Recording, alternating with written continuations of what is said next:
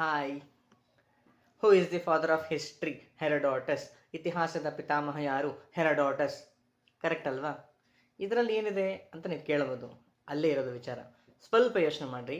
ಕನ್ನಡದಲ್ಲಿ ಏನಂತ ಕೇಳಿದ್ವಿ? ಇತಿಹಾಸದ ಪಿತಾಮಹ ಯಾರು? ಪಿತಾಮಹ ಶಬ್ದ ಜ್ಞಾಪಕ ಇಟ್ಕೊಳ್ಳಿ. ಇಂಗ್ಲೀಷಲ್ಲಿ ಹೂ is the father of history? Father ಶಬ್ದ ಜ್ಞಾಪಕ ಇಟ್ಕೊಳ್ರಿ.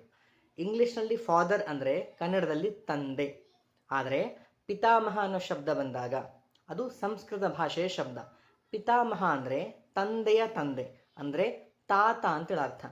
ಸೊ ನಿಮಗೆ ಮೊದಲು ತಂದೆ ಬೇಕೋ ತಾತ ಬೇಕೋ ಡಿಸೈಡ್ ಮಾಡ್ಕೊಳ್ಳಿ, ಆಮೇಲೆ ಹೇಳಿ. ಸೊ ಇತಿಹಾಸದ ಪಿತಾಮಹ ಯಾರು ಅಂತ ನೀವು ಕನ್ನಡದಲ್ಲಿ ಕೇಳಿದ್ದೆ ಆದರೆ ಇಂಗ್ಲೀಷಲ್ಲಿ ಏನು ಕೇಳಬೇಕು? Who is the grandfather of history.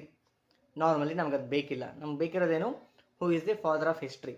So ಅದನ್ನು ಕನ್ನಡಕ್ಕೆ ಅನುವಾದ ಮಾಡಿದಾಗ ಏನಂತ ಕೇಳಬೇಕು? ಇತಿಹಾಸದ ಪಿತ ಯಾರು ಅಥವಾ ಪಿತೃ ಯಾರು? ರೈಟ್? Thank you.